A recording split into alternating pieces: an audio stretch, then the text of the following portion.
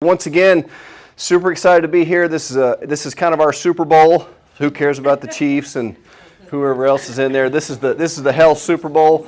And as I was driving over here, I was kind of hit with a little wave of sadness for the fact that we're on a catastrophic trajectory when it comes to our health. The direction of our health is really going in a terrible direction in terms of a country and a culture and a state, and Middle Tennessee as a whole.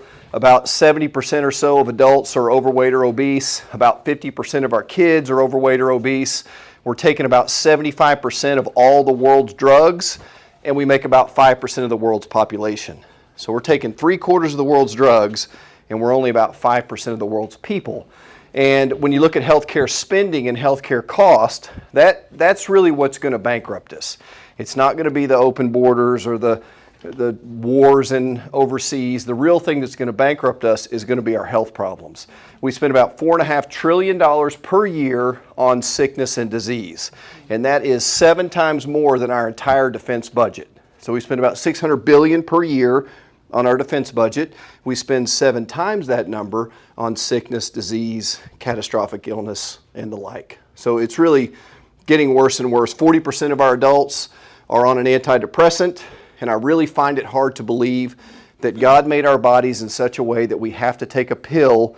Half of us in the country have to take a pill in order to feel normal. And while those may have some short-term utilization, some utility in the short term, it's not addressing the root problem. And then really the biggest, scariest statistic is that 35% of our kids are on what's called a chronic medication. So that means they're taking a drug today that they're going to keep taking for the rest of their life, which is largely how it works for all drugs. When you're put on a blood pressure pill, when do they tell you to stop taking it? Never. When you're put on a cholesterol drug, how long do you have to take that? Or an antidepressant, or a proton pump inhibitor, or you fill in the name drug. Once you get on the medication, you keep taking it for the rest of your life. So really that's the sad reality of where we're at, but there's hope because we can actually move the needle. So the two questions that I think are really the only important questions to ask when it comes to health and healthcare. Why are we so sick, and what do we have to do to get and stay well? Because if we don't answer those questions, it doesn't really matter the technique or the protocol or the prescription we use. If we're not addressing why we're sick and what we have to do to get and stay well, none of that really matters. And I don't know if you guys know, but the Latin root word for doctor actually means teacher. So if you're not teaching people how to get and stay healthy and how to avoid drugs and surgeries and sickness in the first place, then in my opinion, you're really not doing your job as a doctor.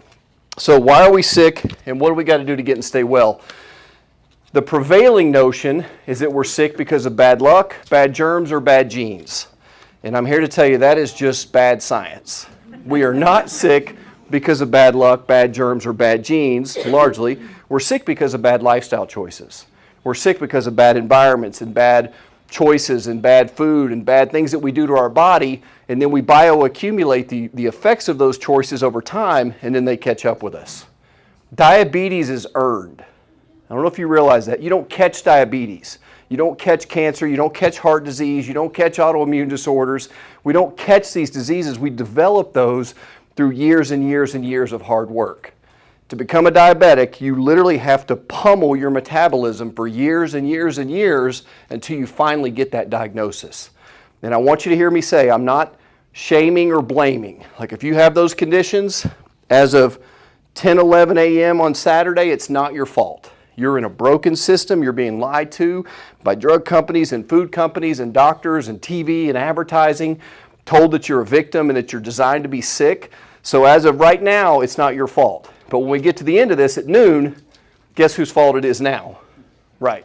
So we got to take ownership of our health. So let's talk about how to get through this. When we talk about genetics too, I want to hit on that real quick because most people still believe that if my mom and dad had cancer, I'm going to get cancer. If I had heart disease, or my grandmother lived to 102, so I've got the golden ticket. Me and Charlie going to the chocolate factory, right? So we got the golden ticket if we have good genes. Well, you can out-lifestyle good genes every single day of the week. And on the flip side of that, people say, well, My mom and dad both died in their 60s of heart disease or cancer, so it doesn't really matter what I do because it's just my genetics. So only about 5% of chronic disease is caused by genetics, and that's actually a pretty conservative number. More people say more like 2 to 3% of chronic disease has really anything to do with your genetics. And we're going to talk about genetics and how it actually does play a role, precisely really key with methylation, but it doesn't directly cause those chronic diseases. So I ask you this question. Next time you go to your doctor and they tell you that your high blood pressure is caused by your genes, or your high cholesterol is caused by your genes, or your diabetes is caused by your genes, ask them one simple question. It's one question with 2 words. What gene? So if my high blood pressure is caused by my genetics, what gene? Because we've mapped the entire human genome. We know every gene. We've known it for 2 decades. If it's caused by genetics, what gene is the one that's causing my high blood pressure? And they will not be able to answer that question because there is no answer to that question because it's not genetic. We can have predispositions and problem with a thing called methylation, which we're going to cover, but you're not a victim of your genes. Your genes are not your destiny. The genes load the gun. The environment has to pull the trigger. So I want you to leave with that hope. So the question is, so if it's lifestyle, then why do we make such bad lifestyle decisions?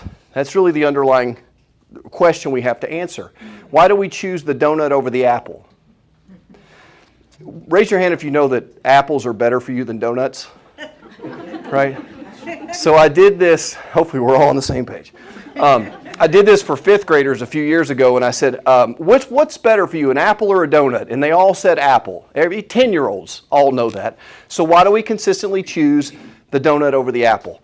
So I think the answer is there's a couple reasons. Number one is we don't understand the devastation that's caused by that donut.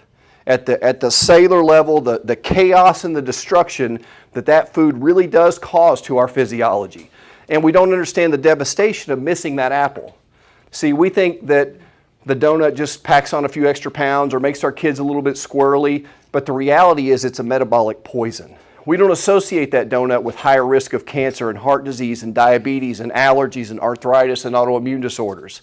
And we don't associate that donut with significantly lower rates of all those diseases. But the fact is it's poison. So the question is, why? When we're identifying why we make these choices, the first thing we have to really identify is what is your big why? Like, why are you here today? Why do you want to be healthy? Why did you take 2 hours on the most beautiful day we've had in the last 4 months to come sit and listen to me talk? Why are you here and why do you want to be healthy? And for some people, because as the statistics show, about 60% of people in this room are going to listen to all this information. You're going to take notes. You're going to go home. You'll talk to your spouse on the way home or look some things up on the internet. But when Sunday rolls around, nothing's going to change. That's the way the statistics play out. 6 out of 10 people that go to health events and immersive experiences do absolutely nothing with the information they've got. So I want to flip that. My desire and hope is that you take 1 or 2 or 10 things from what we talk about, implement it into your life, and radically change your health. Because you can radically change the trajectory of your health if we implement the right process. If you cut your finger, guess what's going to happen? Blood. What about a week later? Heals. Anyone ever had a paper cut that never healed? No. That's ridiculous. They all heal because your body's designed to do that if we give it the right things and get the heck out of the way sometimes. So I like to think we have like this little angel and this little devil on our shoulder. So we've got the devil on our shoulder, the little demon that says, you know what? Just hit the snooze button. You don't have to work out today. It's just a little bit of chocolate. Sugar's not that bad for you. You could do this tomorrow or start on Monday. You could just do it. Or worse, that voice says, you worthless piece of, you can't do this. Who are you to think that you could even, and you're not even worth doing this for. And then that angel on the shoulder says, you know what, you are worth it. You can make a change. You can do this, and you're worth it, and your family's worth it. So the reality is if you have 2 dogs, you have one inside and one outside, which one gets bigger? The one you feed. The one you feed gets bigger. So I consciously try to make a concerted effort every day to starve that dog and keep him outside and let him die, versus the dog internally that keeps me motivated and keeps me going. So it's really about what we do with our mindset. And then we talk about behavioral change. So most people have tried behavioral modification. Like I'm going to start exercising at 5 a.m. every morning. People say that, right? But the problem is your belief system says, I don't like to exercise, and I certainly don't want to do it at 5 a.m. I'm going to exercise every morning at 5 a.m., but I don't like exercise. I want to exercise. And then boom, like it just explodes, right? For most people, that's before the morning of the first workout, right? That's like I'm done. And then the other behavioral modifications, I'm going to get off sugar. And the belief system says, I like sugar. It tastes yummy. But I'm going to get off sugar. Nope, I think sugar's really not that bad for me. So you kind of have these internal conflicts that are driven by your belief system. So it doesn't really matter what techniques and what supplements we sell you and what we tell you to do and give you the diet plan and the nutrition. If you don't change the belief system and why you want to be healthy, then none of this really even matters. So for me, my big why is pretty clear. For a few reasons. My big why of why I want to be healthy is, number one, I want to keep doing this for a long time, and I feel like in some way I kind of have to be a little bit of a role model. Like there's an internal amount of accountability that comes with standing up and preaching to people like this. And the other big why, the bigger why, is I have a 2-year-old. So I'm 46 with a 2-year-old. So if you do the simple math on that, about the time he's entering college, I'm going to be entering Medicare. So I'm going to have a big 6 foot, yeah, you're there. I'm going to have about a 6'5" or so man living in my house, and then when he mouths off to mama, guess who's going to have to step in and show him that he can't do that in my house, right? So I want to have to be healthy to do that. And more importantly than that, I want to be able to play with him and wrestle with him, coach his ball team, walk my daughter down the aisle, and really, I want to play with my great-grandkids. That's my goal. I want to travel and go on vacation with my great-grandkids. And that may not happen. Tomorrow is never promised. But that for me is my big why. You see some of these, like I want to feel good, I want to lose weight, I want to fit better in the bikini. Those are not big whys. Those are kind of little bitty whys that might get you for a month or a 2-month period, but in reality, it's not going to get you out of bed at 5 a.m. The bigger why has to do with you, your family, God, service. That's really the big why. So write it down or make a mental note, like what is my big why? All right, let's jump into this. So the 5 things we're going to talk about: nutrition and the whole food supplements that are key to keeping healthy, toxicity and deficiency, your nervous system and stress, which is a big one. Anyone here not have stress? All right, great. Oxygen, lean muscle, and then emotions, mindset, and spiritual health. So we're going to blaze through this. I'm condensing like 8 hours of material in probably an hour and 30 minutes. So we're going to try to get through this as quick as we can. Keep your questions toward the end. Another big problem we have is we're being really unfair to the medical system. Like, you guys are being mean to the medical system.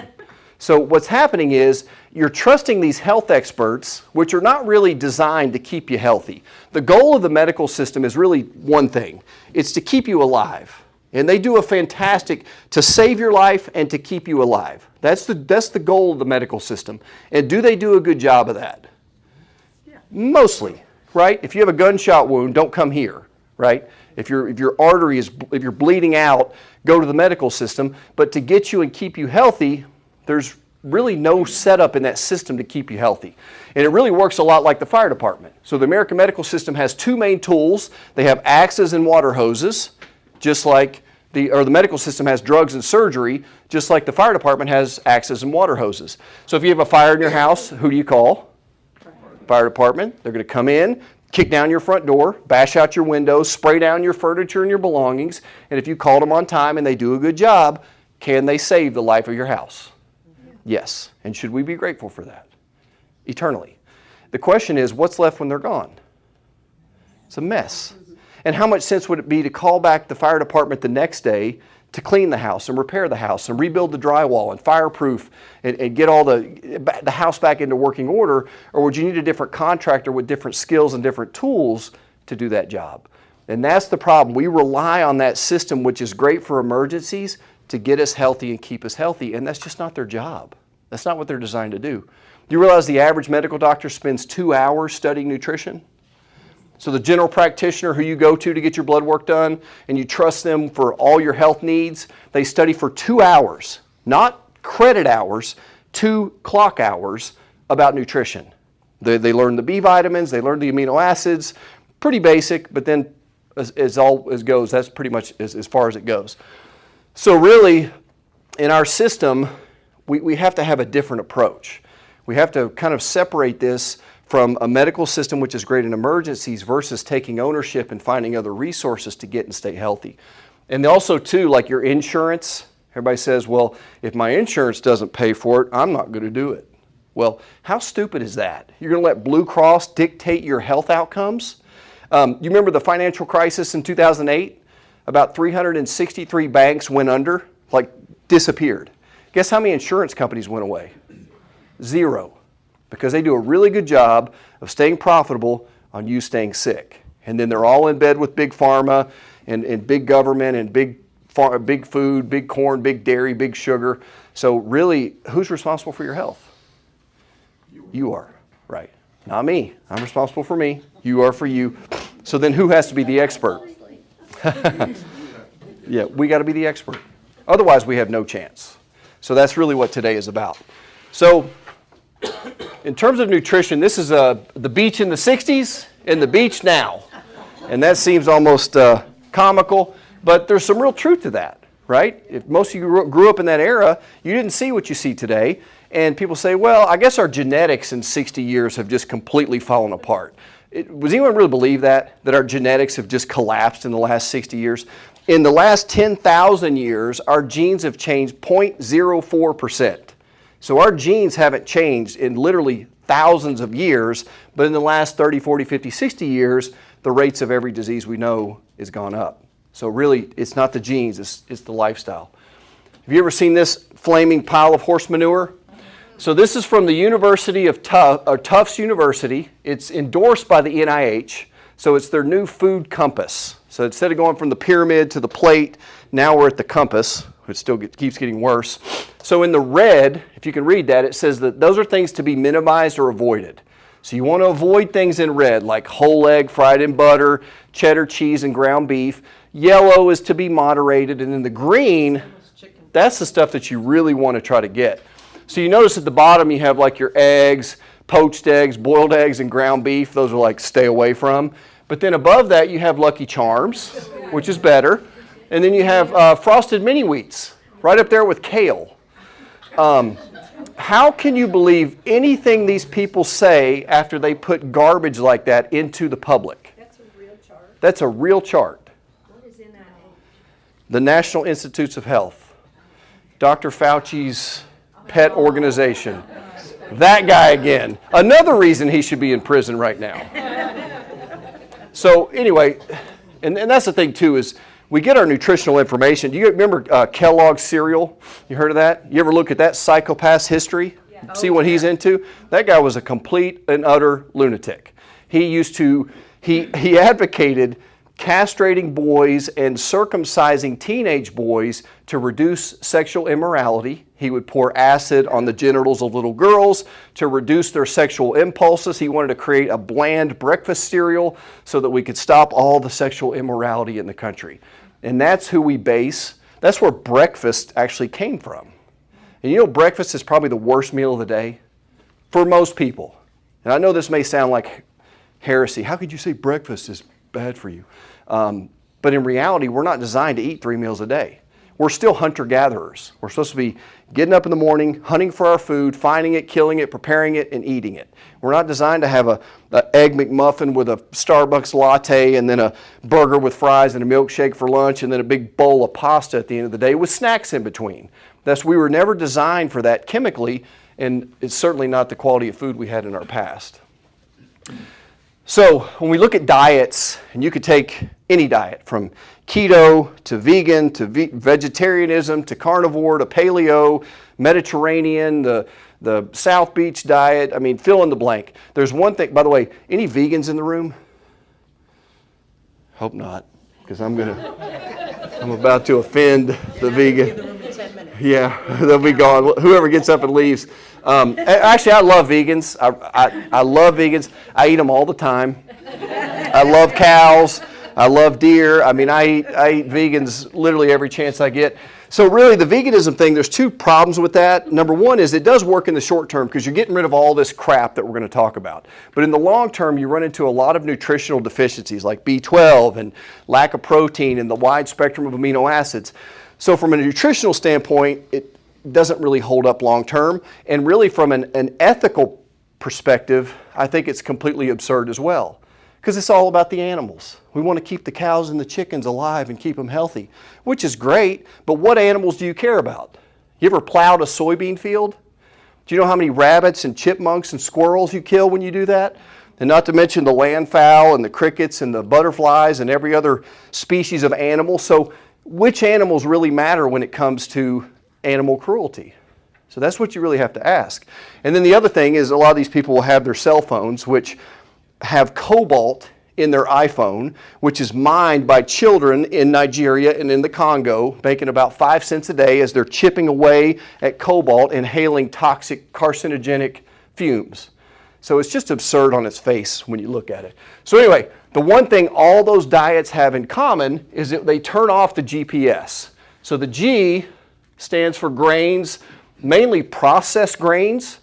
So your bread, pasta, cereal, crackers, chips, pretzels, cookies, bagels, muffins, pastries, oatmeal, donuts.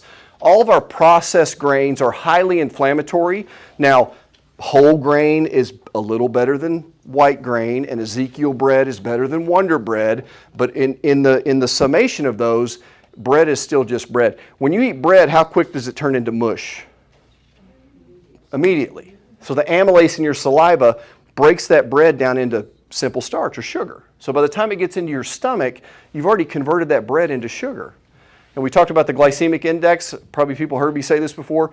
The glycemic index is how quickly something turns into sugar. What turns to sugar quicker? Whole wheat bread, the healthy bread, or a Snickers bar? Bread. Bread turns to sugar faster than Snickers bar converts to sugar. And here's another one for you. White bread or table sugar? White bread. White bread turns to sugar faster than table sugar turns to sugar. Look it up. You can Google the glycemic index. You'll find it. It's right there. So we're eating all these processed grains, and then we have processed seed oils. So like your cottonseed oil and your sunflower oil and your peanut oil and your canola oil. By the way, canola is genetically modified rapeseed oil, which sounds bad enough, and it stands for Canadian Oil Low Acid. So it's an acronym for that genetically modified rapeseed oil. And they have to take this sludge that they basically take when they press the oil into a usable product, and they have to deodorize it because it stinks like crazy, and they have to basically break it down and separate it with a chemical called hexane, which is highly carcinogenic. So by the time it gets onto your grocery store shelf, it's already rancid, omega-6. It's really some of the worst stuff we can put in our bodies. But what does the American Heart Association recommend you eat every day? Canola oil, right. And we'll talk about the right oils later. And then with processed food, if you get your food from a bag that's handed to you through a window, probably going to be a processed food, more than likely. And then the last one is sugar, good old-fashioned sugar. And those things drive and create a condition in the body called inflammation, which is the underlying driver of most, if not all, cancers, cardiovascular disease for sure, Alzheimer's disease. Do you know what they're calling Alzheimer's and dementia now? Type 3 diabetes. Type 3 diabetes. That's the new mnemonic for Alzheimer's and dementia, because we know the problems with insulin metabolism and sugar metabolism is actually driving those neurodegenerative diseases. Pulmonary arthritis, autoimmune, neurological diseases, diabetes, all driven by or directly caused by inflammation. So there's two I's when it comes to things we need to avoid. There's inflammation and there's insulin resistance. Those are the two biggies when it comes to what do I want to avoid in order to stay healthy, lose weight, feel good, avoid cancer. You have to reduce inflammation. You have to avoid insulin resistance. So insulin resistance leads to tiredness, hunger, difficult in concentration, weight gain, mainly around the belly, high blood pressure, and high cholesterol issues. So with most of these, you have high blood pressure and you go to your doctor, what do they give you? A drug. You have high cholesterol, what do they give you? Difficulty concentrating or ADHD, what do they give you? Drug. Weight gain, now they give you Ozempic. That's the new thing. The Wegovy, Ozempic, semaglutide are all basically the same thing. Those are your GLP agonists. That's the new wonder drug, by the way, because it does work. You can give it to some people. They take their little injection. They pay hundreds, if not thousands of dollars a month, and they lose weight. The problem is about 37% of that weight loss is bone, muscle, and connective tissue. So you're getting thinner, but you're getting fatter because you're losing lean muscle. So you really got to do your research when it comes to those things. And the minute people come off of those drugs, guess what happens? Skyrockets. What a great wonder drug for the drug companies. It's a blockbuster. Insulin resistance leads to type 1, 2, prediabetes, gestational diabetes, cancer, coronary artery disease, hypertension, atherosclerosis, obesity, high cholesterol, fatty liver, PCOS, Alzheimer's, neuropathy, which some of you guys are currently dealing with, blindness, kidney failure, eye problems, erectile dysfunction. It's essentially the underlying cause of every chronic disease that we can name. Now, the beautiful thing is you can fix those two things. You can fix or reduce or prevent all of those things. It's really just that simple. It's simple, but it's not easy. If it was easy, everybody would do it, right? So the way we recommend, this is kind of, and this may not be right for everybody. Every case can be a little bit unique. Meat, veggies, and fruits. So when you choose to eat, you go out to a restaurant, you go to the grocery store, meat, veggies, and fruits. That's what you want to try to lean toward. Meat would be your chicken, beef, lamb, turkey, eggs, and then your veggies and your fruits. And then down there you have some nuts and seeds and berries and beans. You know, God food, stuff that He put on this earth for us creatures who were made by Him to eat and thrive off of. Not this processed garbage. Do you realize there's no essential carbohydrates? There's essential proteins. We call those essential amino acids. And there's essential fats, we call those essential fatty acids, but there's no such thing as an essential carbohydrate. And essential means two things. It means essential because you have to have it or you're going to die, like it's essential to human physiology. And the other reason it's essential is because you have to get it from the diet, or you have to get it from the outside in. So there's essential fats, there's essential proteins, but there are no essential carbohydrates. Now, I'm not anti-carb. I eat Miss Norma's wonderful carbs, that she's an amazing baker. She's not trying to kill me. She's doing it with love, but it's the most amazing baked goods I could ever imagine. So I do still eat some carbs, but we'll talk about in a minute. Metabolic flexibility is what allows you to be able to do that. And we'll talk about how to pull that off. So when it comes to meat, you guys heard that red meat's bad for you? Am I the only ones ever heard that? Or eggs are bad for you? You're going to watch the cholesterol, right?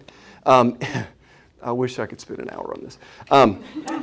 Eating cholesterol has zero effect on your blood serum cholesterol.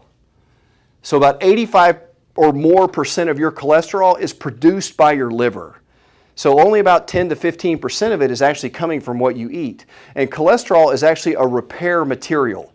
Anybody in construction, it's like a repair. It's like plaster that you put on the wall. So we eat all these inflammatory foods with the sugar and the bad oils and too many grains, and the interior of our arterial wall starts to get nicked. Whoops, didn't mean to do that.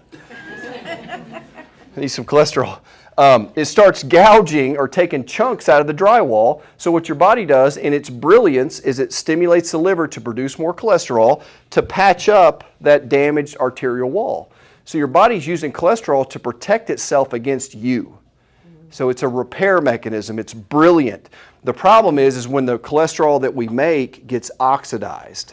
That's a whole other ballgame. I don't have time to go through that. But the cholesterol is not the bad guy. It's the guy at the murder scene that gets blamed for the crime. So it's not the problem. It's just there when the problem happens. So in the red meat studies, by the way, what they did was they did a retrospective study where they gave people a questionnaire and they said, in the last year, how many times did you eat red meat? I ate 17. Who even knows? Like, I don't even remember what I ate 2 days ago, much less a year ago. But you mark down how many times you eat red meat, and then they associate how many people ate that red meat and how much they ate with how much cancer, heart disease, and diabetes they got. And they made that ridiculous assumption that eating more meat caused more colon cancer and cardiovascular disease. And do you know what they counted as red meat? Hamburger, French fries, and a drink. That was red meat. And lasagna. That was also considered a red meat. So is it really the meat, or was it the French fries? Or was it the pasta? Or was it the sugar? Or was it the... So it's ridiculous on its face. When it comes to meat, the source does matter. So when you get meat, the health of the animal actually does make a big difference. So you have these healthy cows. I call those the Hillsborough Road cows. Go down the hill, you see the happy cows are out grazing. They got all this land and they're in the sunshine and their kids are running around next to them like the happy cows. And then you have the factory farm, the prisoners, where they stand on a concrete slab and they're basically kept in a cage, or they stand in a very small pen outdoors, which is full of like their manure. They eat corn and soy all day long. When you feed an animal corn and soy all day long with no exercise, guess what that animal gets? Fat and sick. So what they have to do is pump them full of antibiotics and vaccines in order to keep them healthy. So the health of the animal is really what makes all the difference. The problem is, when you get to the grocery store, all health choices are made at the point of purchase. You got to know that. So we could talk all this good talk, but where the rubber meets the road is where you get to the checkout line at the grocery store.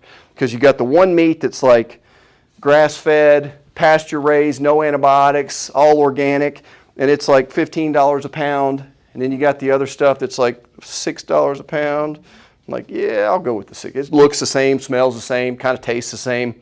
So really, that's where the difference matters. If you spend money on healthy food that makes you healthy, is that an investment or an expense? Do we believe that? No. We just know the right answer, right? Because we know the right answer, but do we actually play that out in our life? Because spending money on things that actually build our health and give us more energy and help us to avoid cancer and heart disease, that doesn't go in the cable TV category or the utility bill category or the mortgage payment. Those are all expenses. This is actually an investment, so it's rewiring our budget. You got the happy chickens that eat the grub worms and the insects versus the ones that are kept in the pens. Do you know what that is underneath the chickens? Tilapia pond. You're exactly right. It's a great twofer. So you feed the chickens, and then the chickens feed the tilapia, which is frankenfish, by the way. So if you're eating tilapia, that ain't even a real thing. It's like a genetic, it's not even, I don't even know how they consider that. That's the healthy fish. Yeah, exactly. Exactly. So avoid that. And then when you do eat fish, you want to get wild caught, not farm raised. And they used to tell you farm raised is better than wild caught. That is such a bunch of garbage. How we think we can manipulate God's creation and actually market that as being healthier for people just blows me away. And then they take the wild fish or the farm fish and they give it this kind of this orangish color. They put a dye in it to make it look more like the wild caught fish. And then your farm raised fish are going to be eating other dead fish and corn and all this other garbage that they give them. They bioaccumulate mercury. When you eat fish, the bigger the animal, the worse the toxic load. Do you know why that is? So the bigger fish eat the smaller fish, eat the smaller fish, eat the smaller fish. So by the time you get from the swordfish or the big tuna down to the little herring or the sardines, the mercury accumulation and the toxins and the PCBs have all just accelerated. And then the other piece of bad news is the worst kind of fish are the ones that have claws and feet and climb around on the bottom of the ocean floor, because they eat the poop of all the fish that swim above them, and that's what they eat. So they're eating all the toxic dump of the fish that are above them. And I love some crab legs. I'm like, with this dietary stuff, by the way, it's 80-20. You want to be 80-20. 80% healthy, 20% Southern. So 80-20 is okay once you become metabolically flexible. Problem is, we're like the other way around. Healthy fats, we have to have healthy fats. Again, they're essential. Grass-fed meats, can I get an amen for grass-fed meats and butter? Amen, right? Avocados, tree nuts, almonds, macadamia, pecans, walnuts, not peanuts. Peanuts are not nuts, they're legumes. They grow on the ground, they get really moist and moldy. They contain a thing called aflatoxin, so avoid peanuts whenever possible, but tree nuts are great, especially if they're not roasted, they're raw, and they're unprocessed. And then what's the quickest way to turn a good fat into a bad fat? Overheat it. Yep, roast it. So you can turn a good fat into a bad fat by heating it up too high. That's why with olive oil, you never want to heat olive oil, at least not very high. Like maybe a little bit just kind of simmered, but not, once it smokes, it's rancid. So you just took a really, really healthy fat and you turned it into a bad fat by heating it up too high. Same with nuts and seeds. Extra virgin olive oil, flaxseed oil, very, very unstable at or at high temperatures. And then your higher temperature oils would be your coconut. I don't really like palm kernel or red palm, so we do avocado oil and coconut oil. So high temperatures, coconut and avocado. Your low temperatures, olive oil and good old-fashioned butter. And that's all you need to really remember. Vitamin D, again, could spend an hour on this alone. So vitamin D is not a vitamin, by the way. It should not be called that. It's not what it does in the body. Vitamin D is actually a prohormone. So it's the precursor hormone for all of your other hormones, your estrogen, testosterone, thyroid stimulating hormone, progesterone. You have to have vitamin D in order to keep all your other hormones healthy. And the big myth is that the sun causes skin cancer. Raise your hand if you heard that nonsense. If that were true, two things, if that were true, the cultures that get the most sun would have the most skin cancer, and we see the exact opposite of that. The ones that are the most pasty white, unsunned people are the ones generally with the highest rates of skin cancer. And then the other thing with that is we'd get it on the tip of our nose, in the back of our hands, and on our forehead. That's where it would happen. My grandfather had it on the back of his knee. So how's he getting melanoma on the back of his knee if it's caused by skin cancer? And I asked him that one time. He said, well, because I ride my riding lawnmower. It's like, what way are you riding that lawnmower? Like, is your leg like kick? How are you getting on the back of your knee? And there's a thing called anal melanoma. That kills about, 400 people a year. How do you explain that one, if that's from the sun? So anyway, bad visual. Cultures that get the most sun get the least skin cancer. You want your blood level to be around 60 to 90 nanograms per deciliter. That's what you want the blood test to say. Anyone had their vitamin D tested? And what they'll tell you when you get your vitamin D tested, number one is a disclaimer. If you go to a doctor who doesn't routinely check your vitamin D, find another doctor, because they don't even know the basics of human physiology if they're not routinely checking your vitamin D level. But what the scale says, as long as you're above 30 and you're not above 100, then your vitamin D level is good. 30 is the cutoff for rickets. So if you're below 30, that means you're at such deficiency that your bones are getting soft, you're likely to get bow-legged, like your body is dying for vitamin D. If you're above 100, they say that could be toxicity.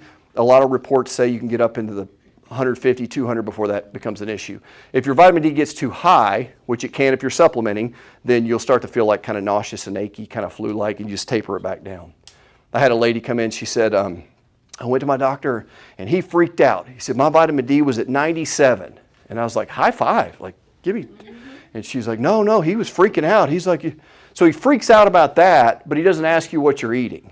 He freaks out about that, but he doesn't ask you what your stress levels are, or how much you're exercising, or how much sleep you're getting.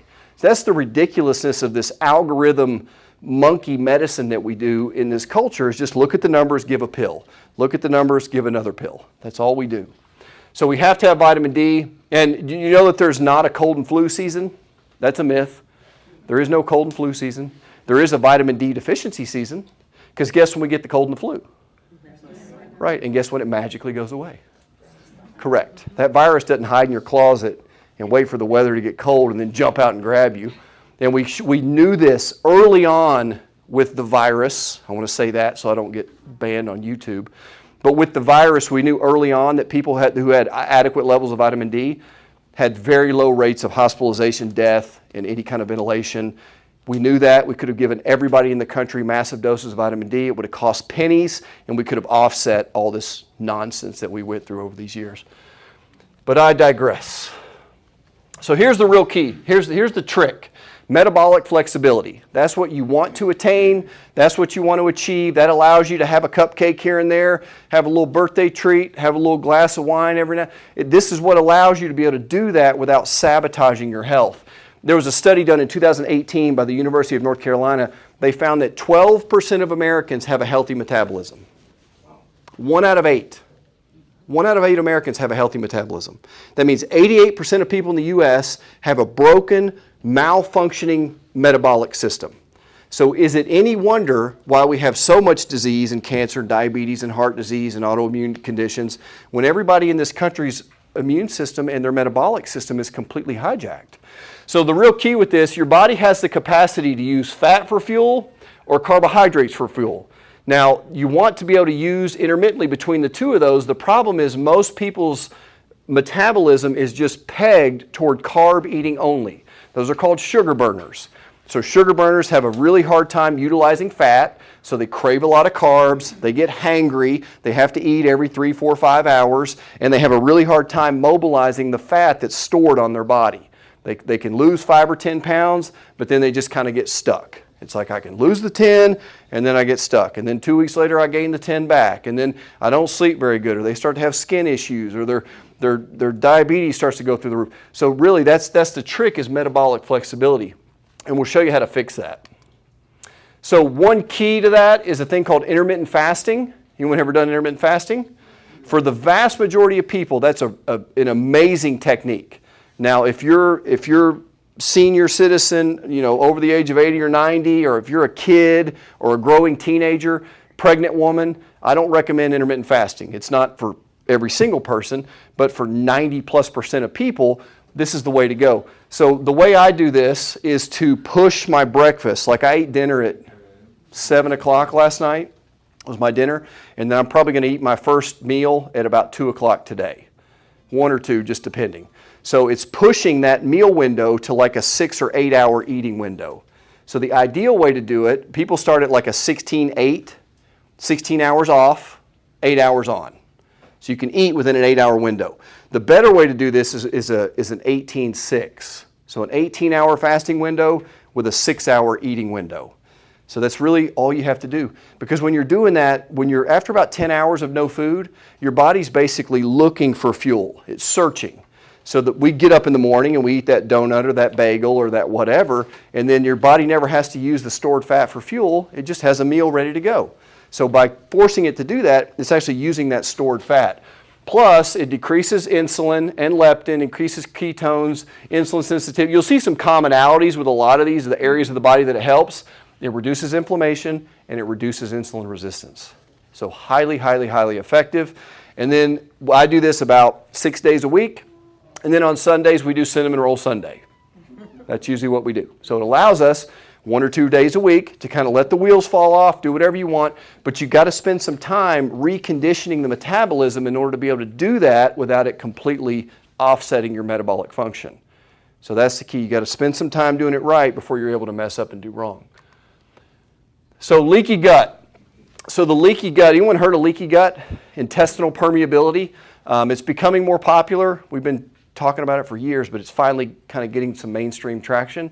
That is a really, really, really big deal. Your gut, if we were to take your gut, if we were to like reach through your mouth and pull everything out this way and spread it out, it'd be about the size of a tennis court.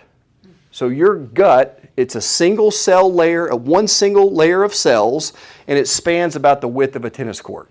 So what we have here is we have like toxins and microorganisms and gluten and glyphosate and all these other things that cause weakness or breaks in these tight junctions. So the cells are held together really tight by zonulin and occludin. They're basically two enzymes that keep those tight junctions together. They start to break apart, and it allows that your food actually passes into your bloodstream, and then your immune system starts to attack it. If anybody wants to, you can Google like what percentage of Americans have leaky gut. It's about 85%. So it's not a small number. It's almost everybody in America. Because when you were a kid, you had a couple rounds of antibiotics. And I eat a little bit of fast food every now and then. And the other big cause of this is a thing called whiplash. Seem weird? Yeah. Like, how would whiplash affect my gut?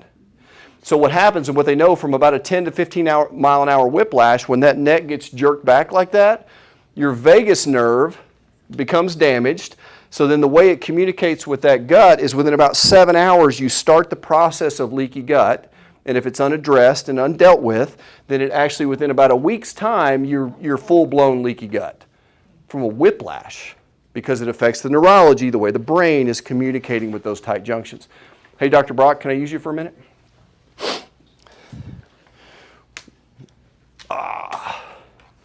So this is Dr. Brock, by the way. Give him a hand. That's the man.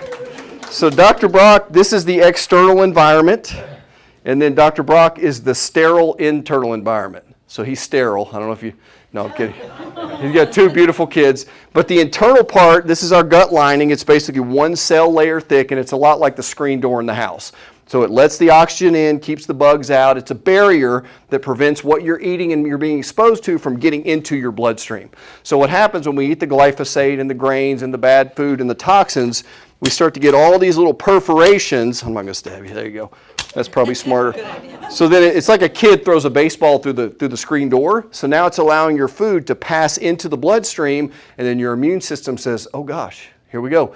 Now we got a foreign invader. I don't recognize this. So it creates antibodies to begin attacking your food. That's where all these food sensitivities come from. People say, I'm allergic to cantaloupe. Like, really? It's cantaloupe? Or do you have a leaky gut that cantaloupe passed through and then your immune system recognized it, and now forever your body's going to start attacking that as a foreign substance? So it's not really the food. Food sensitivity studies are suspect at best, but it's the health of the lining of the gut and the leaky gut. Thanks, buddy. Yeah, buddy. Appreciate that. That's what I'm paid to do. That's right. Right? So that's the analogy, and then those can lead to nutrient malabsorption, autoimmunity, food intolerances, which a food allergy and a food intolerance, or a food intolerance and a food allergy are two different things. A food allergy is when you eat the food and you get sick immediately. Like, you know, if you eat gluten and you're celiac, then that's going to immediately cause that symptom. Blood-brain barrier breach, systemic inflammation, and this leads to a lot of other downstream issues with depression and anxiety and OCD and migraine headaches and fatigue and hormonal disruptions, and I mean the list is just a mile long. So the benefits that when we do heal the gut, we see enhanced resilience to stress, clearer skin, reduced seasonal allergies. We say, oh, we all have seasonal allergies because we live in Nashville. Well, maybe, but not everybody gets them. So if it was just the pollen or the ragweed or the dust or the kitty cat, then why doesn't everybody get the same symptoms? Why do some people get allergies and some people don't? Because when you get exposed to those things, your body releases a chemical called histamine. And if you release the right amount of histamine, then you have no symptoms. You feel fine. You don't even know the pollen's in the air. If you release too much histamine, guess what happens now? You get the runny nose and the dry eyes or the whatever, and then you take a what? An antihistamine. Right. So we're trying to suppress the body's own reaction to basically what we're doing to our bodies. Improved cognitive function, absorption of malnutrients, anxiety, depression, less food sensitivities, energy, stronger immune system, pain and inflammation, hormonal balance, better moods. That's a big, big deal. It's not a small thing. So what we have for that is this product called Repair and Clear. So it's a 6-week process where you go through, we give you basically 2 shopping bags full of supplements, and there's a nutrition program to follow with that too. And there's a first phase where we want to calm down the immune system. We want to detox the liver, which is your body's master filtration system. And then the third stage of that 6-week process is repairing the gut. And there's different supplements you take on week 1 and week 2 and 3 and 4 and 5 and 6. And we show you exactly what to eat, what not to eat. But it does an amazing job of actually repairing the leaky gut so that you don't have to be so worried about every little thing that you're eating. So again, immune support, intestinal repair, and then liver cleanse, and there's a nutritional plan that comes with that. The cost on that is $16.47. Everything we're doing today is 20% off. So whatever you want to do, whatever supplement you want to get, anything today because you're here, 20% off. So today it would be 13. What's the total on that? 13.17. So it'd save you about $300. And if you're interested in that, you can circle on your sheet, hey, I want to do the gut liver cleanse, and we can meet and talk about it if you want. And then the other thing is for metabolic flexibility. So we have a program called ChiroThin, a 6-week metabolic reset program that allows you to reset the metabolism so you can use fat for fuel instead of sugar.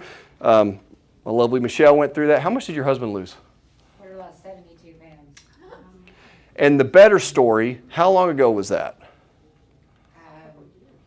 It's been three years this year.